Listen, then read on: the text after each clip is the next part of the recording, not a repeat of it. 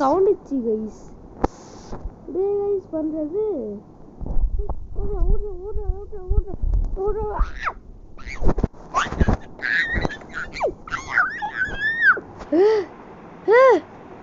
அப்படி சின்ன குழந்தை வயசு வயசு கத்துதாங்க எப்படி கைஸ் போடு காசு